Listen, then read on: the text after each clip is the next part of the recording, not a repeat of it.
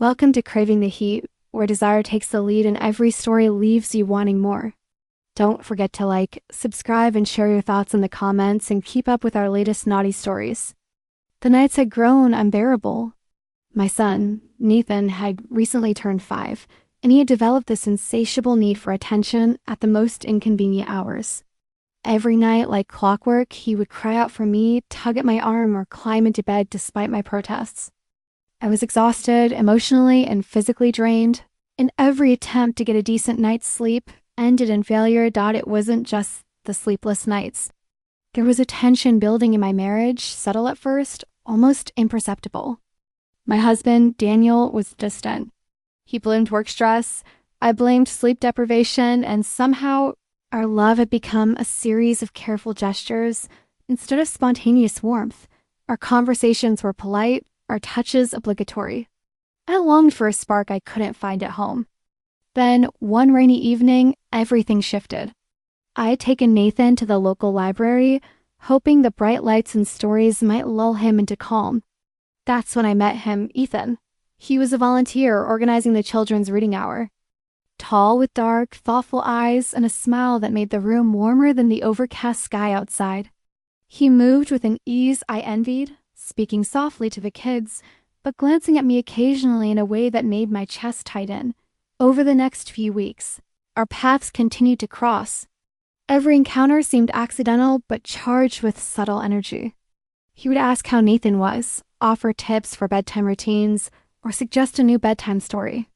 The lines were innocent, or so I told myself, but I felt a thrill I hadn't experienced in years. With him, my mind stopped replaying arguments or counting the hours of sleep I had lost. I wanted to be near him, to feel the warmth of his presence, even as I told myself it was impossible, forbidden. One late afternoon, after the library had emptied and Nathan was engrossed in a picture book, Ethan lingered by the shelf. "You look exhausted," he said, his voice low. "Want to step outside for a moment?" I hesitated. Rationally, I knew the risks, but emotionally, I couldn't refuse. We walked into the drizzle, the rain cold on our faces, and something unsaid hung between us. He leaned closer, brushing a strand of wet hair from my forehead, and I felt the tension I had carried for months melt in a single instant. His lips barely brushed mine, yet the kiss was electric, awakening a part of me I thought had long vanished. The weeks that followed were a dangerous dance. Ethan became my secret, my escape from the monotony and strain of my life. We met whenever we could, sometimes in a park while Nathan played nearby, sometimes in fleeting evenings when Daniel claimed to be working late. Every touch, every whisper of affection carried a guilt that coexisted with undeniable passion. I knew what I was doing was wrong, but the emptiness in my marriage had left me vulnerable. Nathan remained the reason I kept my double life contained. I couldn't imagine disrupting his world. Yet, paradoxically, it was because of him that I sought warmth elsewhere. Ethan didn't judge me. He understood the exhaustion, the longing, the loneliness. He became more than an affair, he became a refuge. One night, after Nathan had finally fallen asleep in his bed, I found myself in Ethan's arms, the city lights casting a golden glow through his apartment window. We talked for hours, sharing fears, desires, and confessions. I realized I was falling not just for the thrill of the affair, but for the connection, the intimacy that had been absent from my life for far too long. But the shadow of guilt loomed over us. I would return home, Daniel's silhouette in the kitchen, and feel the weight of betrayal pressing on my chest. I questioned every choice, every stolen moment, but the pull toward Ethan was relentless. It all came to a head one night when Daniel noticed my distant gaze, my distracted smiles at texts I quickly hid. Confrontation was inevitable. I couldn't continue living in secrecy. The confession was painful, messy, and raw. Daniel was furious, heartbroken, and I understood his anger. But the truth was undeniable. I had found a part of myself with Ethan that I had thought lost forever. What followed was months of turmoil. Therapy sessions, tearful conversations, and the painstaking rebuilding of trust with Daniel. But in quiet moments, I knew some desires, some connections couldn't be erased. Ethan had changed me. He had reminded me that life wasn't just about survival, it was about feeling alive. Even if that meant risking everything, Nathan remained my anchor. The reason I tried to make sense of my choices, and the lens through which I measured every decision. In the end, I learned that love, passion, and betrayal were messy, intertwined forces, and that sometimes the person who awakens you in the middle of the night can also awaken parts of yourself you had long forgotten. After the confession, the apartment felt hollow. Daniel retreated into a quiet anger that I could neither penetrate nor soothe. Ethan, on the other hand, seemed impossibly patient. He waited in the shadows of my life, understanding that the world I had to navigate was messy and complicated. Days bled into weeks. Daniel's silence was heavy, and Nathan, blissfully unaware of the adult complexities around him, still clung to his nightly routines. I found myself waking to the sound of small feet padding across the bedroom floor, and each time I felt a pang of guilt. Nathan deserved stability, and here I was, torn between a husband I still cared for and a man who ignited something primal in me. Ethan became more than just an escape. He became a mirror. Every conversation revealed layers of my own desires, fears, and regrets. One evening, we sat on a quiet park bench while Nathan played a few steps away.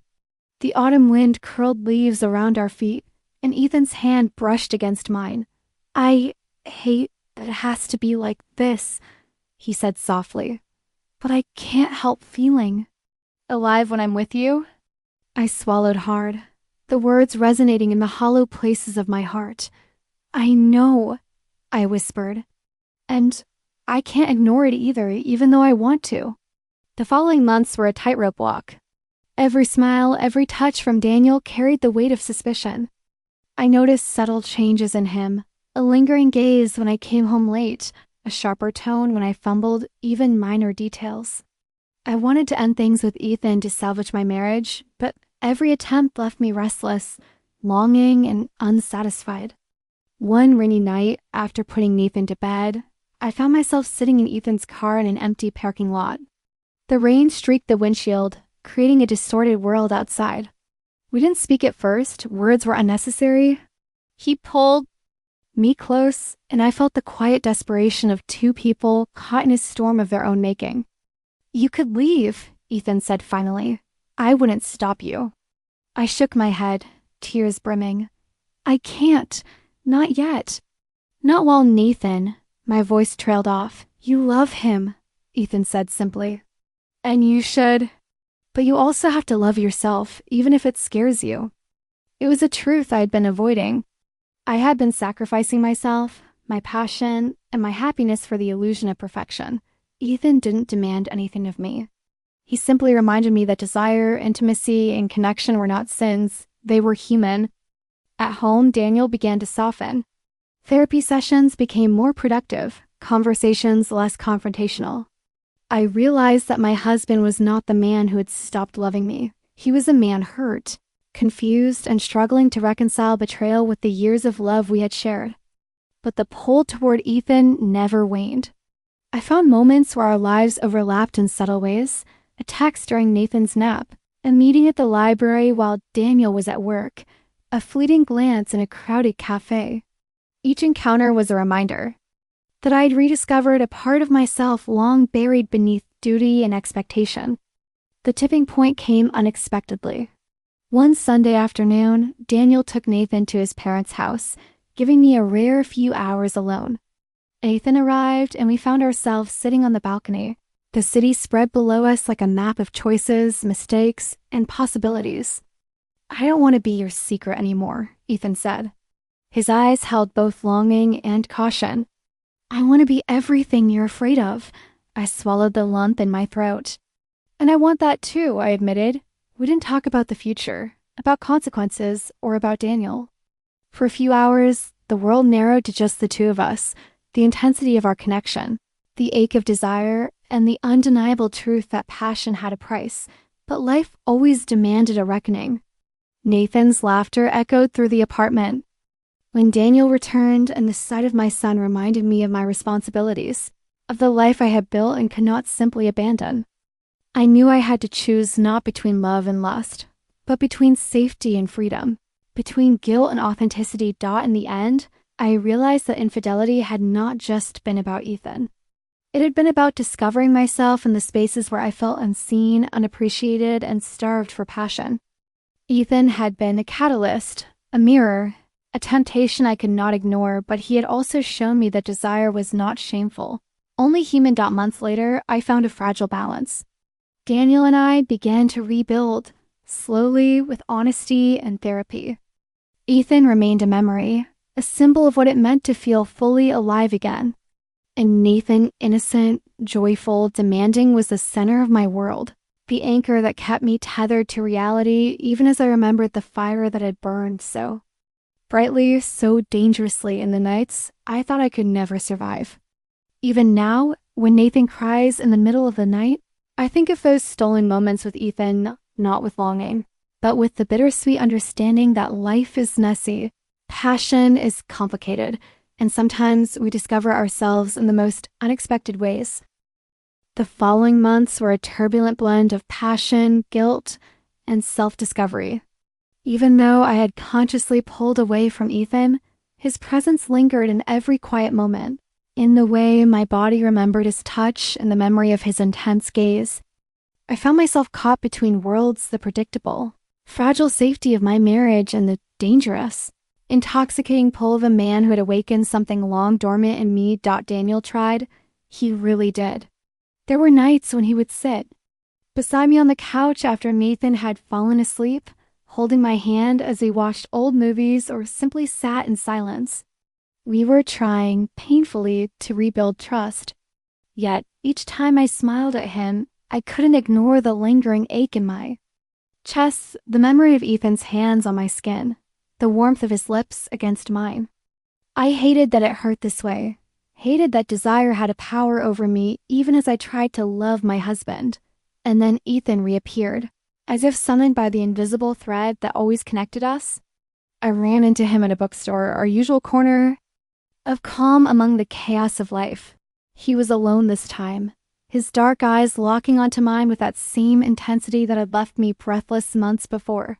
"We need to talk," he said, a low urgency in his voice. I froze, heart hammering. Rationally, I knew we couldn't, but the pull was irresistible. We stepped into a quiet cafe, far from prying eyes.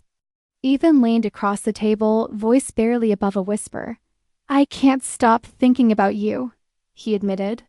"I know you're trying to live your life, but I can't just let this go." I wanted to protest, to tell him it was over, that I had responsibilities, that I had a husband, that I had a child. But the words caught in my throat. He had this way of seeing me, truly seeing me, in a way no one else did anymore. And in that moment, I realized that the temptation hadn't faded. It had only grown stronger, a slow burning fire that refused to be extinguished. We left the cafe without resolving anything. Our parting silent, waited with everything left unsaid. But the encounter changed something in me. I realized that my life was no longer simply a matter of surviving sleepless nights or appeasing the routines of marriage. I had desires, needs, and a longing for passion that could not be ignored. Home, I found myself withdrawing slightly, the guilt mingling with a strange exhilaration. Daniel noticed, of course. His questions were gentle at first, probing softly, trying to understand the distance growing between us. And when he realized something had shifted, his frustration surfaced. "I feel like you're slipping away," he said one night, his voice thick with emotion. "I don't know how to reach you anymore." I wanted to tell him the truth, to explain the storms inside me, but I couldn't. Not yet. So I remained silent, offering gestures, smiles, touches that were carefully measured, trying to maintain the fragile balance. Meanwhile, Ethan became more daring. He would send me texts at unexpected times, reminders that he existed, that he was still here. "I saw something today that reminded me of you," he wrote one afternoon, and I felt the familiar rush of adrenaline, the magnetic pull of temptation. Each message was a gamble, a temptation I both craved and feared. One evening, I found myself walking past the park where we had spent those stolen hours months ago. I paused at the swings, Memories of that autumn day washing over me, his hand brushing mine, the warmth of his body close to mine, the electricity that had coursed between us. I closed my eyes, knowing I was flirting with disaster, yet unable to stop the longing. It was around this time that Daniel began noticing more subtle signs, my distraction, the way I lingered on my phone, the occasional unreadable expression. In my eyes, our therapy sessions became more intense, more emotionally raw. We talked about intimacy, trust, and honesty, but I could never bring myself to reveal the full truth. The shame and fear were too great, and then one night, everything changed. Nathan had finally fallen asleep after one of his frequent wake-ups, and Daniel had gone to bed early, exhausted. My phone buzzed. It was Ethan. I hesitated, fingers trembling. The temptation was overwhelming, the pull of passion too strong. I met him at a secluded spot near the river, the city lights reflecting on the water like scattered diamonds. We didn't speak at first. We simply held each other, the months of longing pouring into a single embrace. When our lips met, it was as if time itself had paused, and the world narrowed to just the two of us. We spent hours together, talking, touching, exploring the forbidden territory of our connection. I knew the risks, knew the betrayal, yet in those moments, the guilt was overshadowed by the intensity of our desire. Ethan reminded me of what it felt like to be desired, to be seen, to be alive in ways I had forgotten, but reality always demanded a reckoning. The next morning, I returned to my apartment, to the routines of marriage, to the weight of guilt pressing on my chest. Daniel noticed my distant demeanor, the subtle traces of exhaustion mixed with exhilaration. Questions lingered in his eyes, silent yet accusatory. I realized then that life had become a constant balancing act, a dance on a razor's edge between passion and responsibility, desire and guilt, love and betrayal. Ethan had awakened me, reminded me that I was more than a wife or a mother, yet my heart remained tethered to Daniel and Nathan. The life I had fought to build and maintain. As months passed, I learned to navigate this precarious existence. I never stopped thinking about Ethan, but I also never abandoned my family. The affair had ended physically, but the emotional residue lingered, a secret, a memory, a reminder of the fire that still lived within me. Nathan's laughter, Daniel's tentative smiles, the quiet evenings we spent together, all of it grounded me, reminded me of the life I couldn't forsake. And yet, in the quiet of the night, when the world was asleep and the city hummed softly outside our windows, I remembered Ethan's touch, his voice, and the way he had made me feel seen and alive again. I knew then that life was never simple. Love, passion, betrayal, they were intertwined, messy, unavoidable. And in the center of it all, I was learning what it truly meant to be human, to crave, to desire, to falter, to forgive, and to survive, even in the face of the choices that could destroy everything. The following year became a labyrinth of contradictions, quiet desperation, and stolen moments. I had learned to navigate the delicate balance between my family and the lingering desire that Ethan had awakened in me, but the tension never fully subsided. Every glance from Daniel, every question in his voice, felt like a test I was always failing. And every memory of Ethan's hands on mine, his voice whispering truths I hadn't dared admit, haunted me like a flame I couldn't extinguish. Nathan grew rapidly, blissfully unaware of the storm raging around him. He was the embodiment of innocence, of life's simplicity and purity. His laughter and curiosity grounded me, yet it also amplified the guilt that gnawed at my conscience. Every time I kissed his forehead at night, I wondered how my choices, my betrayals, my longing would ripple through the years of his life. I vowed to protect him, even if it meant sacrificing my own desires, but Ethan refused to let me forget. He appeared in the margins of my life like a ghost I could not banish.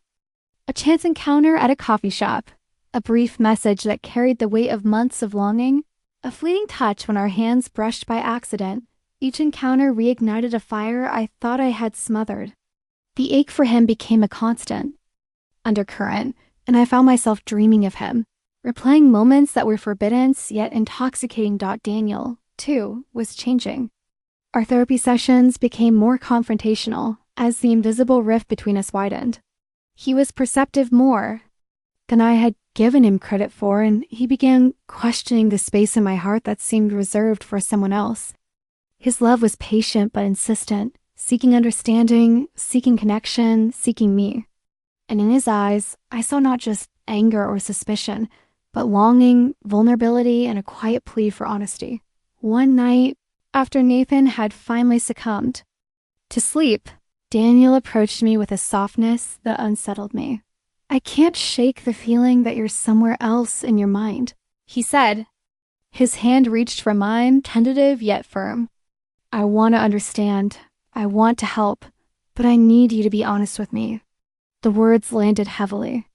I wanted to confess, to tell him everything about Ethan, about the temptation, the moments of weakness, the burning need I had tried to suppress. But fear paralyzed me. The consequences of honesty were too great. Yet keeping the secret was becoming unbearable. Meanwhile, Ethan's presence grew more urgent. He contacted me at all hours, not with demands, but with longing, with the quiet insistence that I acknowledge the part of me that still craved him. One evening, after weeks of silence, he showed up unexpectedly at the park where Nathan often played. Our eyes met, and the world contracted to just the two of us, charged with years of unspoken desire. "I can't stop thinking about you," he whispered, voice trembling with emotion. "Even if you never see me again, I will never forget you." I felt tears prick my eyes, torn between guilt and longing, between the life I had and the life I could have with him. I wanted to give in, to surrender to the passion that had haunted me for months, yet I couldn't abandon my family. Nathan was asleep at home. Daniel was waiting for me, and the weight of my responsibilities pressed down like a stone in my chest. The following weeks were a delicate dance of proximity and distance. Ethan and I communicated in fleeting glimpses, stolen texts, and secret glances. The tension between what I wanted and what I could allow myself to have became almost unbearable. Every touch from Daniel, once comforting, now felt like a reminder of what I denied myself. Every word from Ethan became a temptation I could not resist. One night, the breaking point came. Nathan had been restless, teething and sick, and Daniel and I were exhausted. Ethan called, his voice low and urgent. "Meet me, I need to see you." Just for a moment. I hesitated, then, driven by a mixture of desperation and longing, I met him by the river, where the city lights shimmered on the water. The encounter was electric, our hands intertwined, our lips brushing, the years of restraint and longing erupting into a passionate embrace. I knew it was reckless. I knew it was wrong, yet it felt undeniably right. For the first time in months, I felt alive, unburdened, fully seen. But reality returned like a cruel tide. I went home to Daniel and Nathan, guilt pressing against the pleasure, the memory of Ethan's touch burning in my mind. Daniel noticed my distant gaze, the subtle tremor in my hands, the restless pacing that betrayed my inner turmoil. The next confrontation was inevitable. Daniel demanded answers, sensing the tension I could no longer conceal.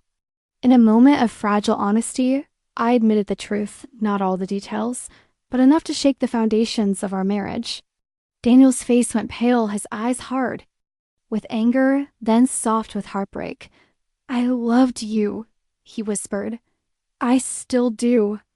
But I don't know if I can forgive this. I don't know if we can survive it."